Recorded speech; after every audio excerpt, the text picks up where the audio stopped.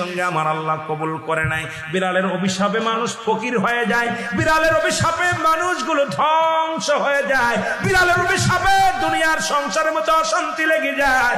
বিড়ালকে ভালোবাসলে ও মুসলমান শুনে নেও, এই বিলাইকে ভালোবাসলে বিলাই যদি দোয়া করে, বিলার দোয়ায় আল্লাহ দরবারে অনেক ফায়দা লুটতে পারবেন। জোরে জোরে চিল্লায় বলা যাবে না মারহাবা। এখানেও নবী বিড়ালকে ভালোবাসতেন। এখনো মক্কা মদিনা অসংখ্য বিড়াল আছে যারা মদিনায় গেছেন হজ করতেন। আমাদের সভাপতি সাহেবও গেছে। অসংখ্য বিড়াল গুলো দেখবেন মদিনার মনোয়ারায়, রাসূলুল্লাহর রওজার আশেপাশে, কাবা শরীফের আশেপাশে অসংখ্য বিড়াল। ধরে বলেন ঠিক কিনা? এত সুন্দর বিড়াল যারা মক্কা মদিনায় দেখে আসছেন তাদের কাছে জিগাইবেন বিড়াল আছে কিনা আছে।